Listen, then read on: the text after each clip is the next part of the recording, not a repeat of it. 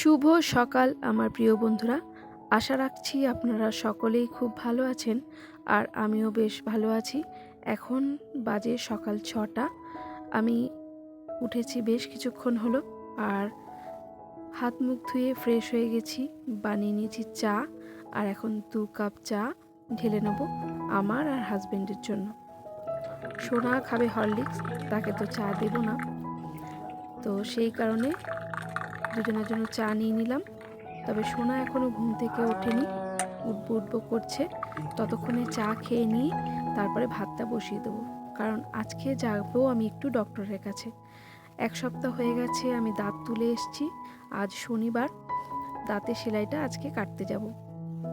আর রান্নাটা করে নেবো এই কারণে, হাজবেন্ড তাড়াতাড়ি ফিরে এসে আবার কাজে বেরোবে, তো বললো সকাল সকাল খেয়েই বেরোবে, কারণ কাজ কমপ্লিট করে বাড়ি ফিরতে ফিরতে অনেকটাই দেরি হয়ে যাবে। তো সেই কারণে চা খেয়ে নিয়ে ঝটপট ভাত বসিয়ে দিয়েছি আর একটা আলু ভাতে দিয়ে দিলাম।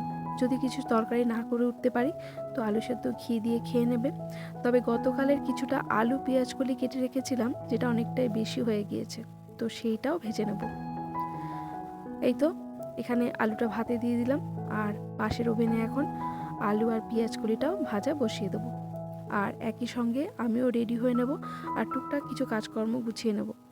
তবে সোনাকে এখন সঙ্গে নিয়ে যাব না, কারণ ওর আজকে টিউশন আছে দাদুর কাছে, তাই ওকে তুলে রেডি করে রেখে দিয়ে যাব। ও চলে যাবে পড়তে, আমরাও বেরোবো আর ও পড়তে চলে যাবে। 8:30 থেকে ওর পড়া আছে আর আমাদের ডাক্তারের কাছে যেতেও হবে 8:30টার মধ্যেই। যাই হোক, হাতে সময় খুব কম, এই ভাজাটা করে নিয়েই আমি রেডি হয়ে বেরোবো। যেতে যেতে এমন কিছু কথা হচ্ছিল হাজবেন্ডের সঙ্গে, যেটা নিয়ে একটু হাসছিলাম। তবে জীবনে প্রথমবার দাঁত তোলার অভিজ্ঞতা আমার ভীষণই খারাপ।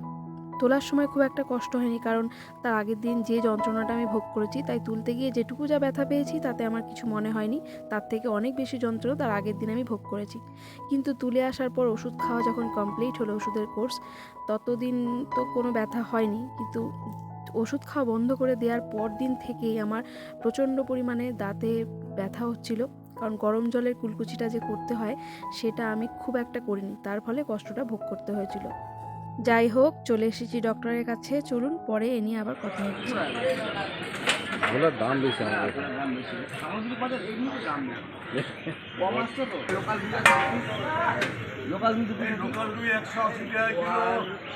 ভালো থেকে দিস।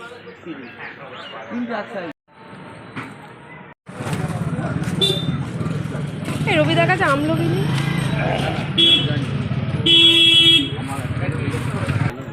এটা হয়ে যাবে নাকি 5 10 কোনটা বেশি হবে আমার মাপছে হাফ তোলার নেই 60 টাকা পাইকারি। ঠিক আছে ঠিক আছে নে। আর তোমার কি আমলকি পাওয়া যায়? আমলকি নেই এর কাছে, কিন্তু আমাকে একটা প্লাস্টিক দাও। শুধু ধনেপাতা বলে প্লাস্টিক দেবে না? কি ছুটি 500 করে 15 টাকা এক কিলো 25। এই তুমি দুটো দে, ভালো করে দে। কি অবস্থা! না না টেস্ট হবে চরম, লঙ্কাগুলো ভালো হয়। লঙ্কা দিয়ে ধনেপাতা দিয়ে লেবুর রস দিয়ে। ডক্টর দেখিয়ে সেলাই কেটে সোজা চলে গেছিলাম বাজারে। বাজার থেকে নিয়েছি মাছ আর অল্প কিছু সবজি, তারপরে চলে এসেছি বাড়িতে। হ্যাঁ, যে কথাটা বলছিলাম, তখন অতটা গুরুত্ব দিইনি। আমার হাজব্যান্ডও বলছিল যে বেশ করে নুন জলের কুলকুচি করতে, কিন্তু যখন থেকে যন্ত্রণাটা ভোগ করেছি তখন থেকেই শুরু করেছি। আর বেশ কয়েকবার করার পর বিকেলের পর থেকে আমার যন্ত্রণাটা বেশ কমতে শুরু করেছে।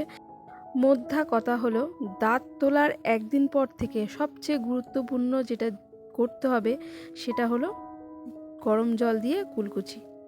এটা করলে তাহলে খুব তাড়াতাড়ি দাঁতের ব্যথা যন্ত্রণা বলুন, যেটা আর কি কষ্টদায়ক, সেটা থেকে আপনি আরাম পাবেন।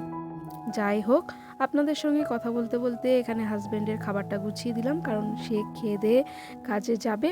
অলরেডি সে বেরিয়েও গেছে। আর বাজার থেকে কিছু মুদিখানার জিনিসও নিয়ে এসেছিলাম, তো সেগুলো এখন একটু গুছিয়ে নিচ্ছি। চানাচুরটাও ফুরিয়ে গেছিলো, তো সেটাও এখন ঢেলে নেব। আগের দিনই আমি যে যে জিনিসগুলো ফুরিয়ে গেছিলো তার কোটোবাটাগুলো ধুয়ে রেখেছিলাম, তো এখন সেই জিনিসগুলো ঢেলে নিচ্ছি। এখন বাজে সকাল 10টা মতো। সোনাও বাড়ি চলে এসেছে, তবে আজকে ও স্কুল যাবে না, কারণ গতকাল ওর একটু জ্বর এসেছিল, তো এখন ভালো আছে। তো আজকের দিনটা একটু রেস্ট করবে, তারপরে সোমবার থেকে একেবারে স্কুলে পাঠাবো। সোনা এসেছে, ওকে খেতেও দিয়ে দিয়েছি, তবে আমি তো ভাত খাবো না, আমি একটু মুড়ি চানাচুর খাবো। তো তার আগে এই সব জিনিসগুলো কোটোবাটায় সব ঢেলে রেখে একটু গুছিয়ে নিই, তারপরে খাবারটা খাবো। তো হরলিক্সটাও ফুরিয়ে গেছিলো, তো বারবার প্যাকেট খুলে ঢালতে ঢালতে কী হয়, অনেক সময় প্যাকেটের মুখে হাওয়া লেগে হরলিক্সটা অনেক সময় জমাট খেয়ে যায়। তো সেই কারণে কোটোতে ঢেলে নিলাম, বারবার করে প্যাকেট থেকে আর নিতে হবে না। আর প্যাকেটটাকেও ভালো করে হাওয়াটা বার করে দিয়ে গাটার দিয়ে আটকে দিলাম। তো এই জায়গাটা একটু হরলিক্স পড়েছিল, তো সেই জন্য এই গুঁড়োটাও একটু মুছে নিলাম। ব্যাস, মোটামুটি আমার কাজ হয়ে গেছে। চলুন এবার সকালের খাবারটা খেয়ে নিই, বেশ খিদেও পেয়েছে। তারপরে রান্নাবান্না শুরু করতে হবে, স্নান করতে হবে, অনেক কাজই বাকি আছে। তো একটু ভেজা ভেজা মানে তরকারি হলে একটু ভালো হতো, মুড়িটা বেশ নরম হয়ে যেত, কারণ দাঁতের ব্যথাটা তো পুরোপুরি কমেনি। তো সেই কারণে ভেবেছিলাম একটু তরকারি বানালে ভালো হতো, কিন্তু এই সময় আর আলাদা করে নিজের জন্য তরকারিটা বানাতেও ইচ্ছা করছে না। তো আলু আর পেঁয়াজগুলি যেটা ভেজেছিলাম ওটার সঙ্গে একটু চানাচুর দিয়ে মেখে নিচ্ছি। আর আমার কি হয়েছিল জানেন, একদিকে যে ব্যথা শুধু তা নয়, যেটা তুলেছি সেটা যেমন ব্যথা হয়েছিল, পাশের মাড়ি থেকে দেখি আরও ব্যথা শুরু হয়েছিল। তো খেতে আমার ভীষণ কষ্ট হচ্ছিল, একেবারেই খাবার খেতে পারছিলাম না, মানে ভীষণ দুর্বিষহ অবস্থা আমার হয়ে দাঁড়িয়েছিল। যে কারণে কদিন কোনো ব্লগ আমি শ্যুট করিনি, ভয়েস ওভারও দিতে পারছিলাম না, তাই ব্লগ দিতে বেশ অনেকটাই দেরি হয়ে গেল। কারণ শরীর যদি ভালো না থাকে তাহলে কি করেই বা কোনো কিছু করব বলুন, শরীরের সঙ্গে তো আর কিছু জোর খাটে না, তাই না? যাই হোক, অনেক কথাই আপনাদের বললাম, আর এরই মধ্যে আমার অনেক কাজকর্ম আমি সেরে নিয়েছি, স্নান সেরে পুজো দিয়ে চলে এসেছি। আর এখন বাকি রয়েছে মাছটা রান্না করা। তো ভোলা মাছের ঝাল করব, আর 3টে মাছই নিয়ে এসেছি শুধুমাত্র, তো একবেলার জন্য। তো সেই কারণে এখন এই যে মাছটা ভেজে নিচ্ছি, আর এদিকে সোনাকে একটু পড়তেও বসিয়ে দিয়েছি, কারণ ক্লাস 9 এখন, দেখতে দেখতে পরীক্ষার সময় চলে আসবে। স্কুলে যতই ছুটি ছাড়া থাক না কেন, পরীক্ষার সময় তো আর বদলাবে না, তাই না? তো যাই হোক, ওকে অল্প অল্প করে পড়াগুলো একটু করিয়ে নিচ্ছি। আজকে যেমন বাড়িতে আছে, তাই ভাবলাম কিছু প্রশ্ন উত্তরের কাজটা করিয়ে রাখি। তো ওখানে মাছ ভাজা হচ্ছে, ততক্ষণে সোনাকে একটু পড়া দেখিয়ে দিচ্ছিলাম, কি কি লিখবে না লিখবে সেগুলো একটু ধরেও দিচ্ছিলাম পড়াগুলো। ওদিকে সোনার পড়াটা দেখাতে দেখাতে আমার মাছ ভাজা হয়ে গেছে, আর আমি সর্ষেও বেটে নিয়েছিলাম। তো সর্ষে দিয়ে একটু ভোলা মাছের ঝাল করছি। তো এই তো ঝোলটা ফুটে গেছে, আর ওপর দিয়ে এখন ভাজা মাছগুলো দিয়ে দিচ্ছি, আর একটু ধনেপাতা দিয়ে দেবো ওপর থেকে ছড়িয়ে, তাহলেই আমার মাছের ঝাল রান্নাটা হয়ে যাবে। আজকে দুপুরের মেনুতে কি কি আছে চলুন আপনাদের একবার দেখিয়ে দিই। এই যে ভোলা মাছের ঝাল, আর সঙ্গে ছিল পালং শাকের চচ্চড়ি, আলু বেগুন, আর ছিল বড়ি দিয়ে, আর ছিল মুসুর ডাল।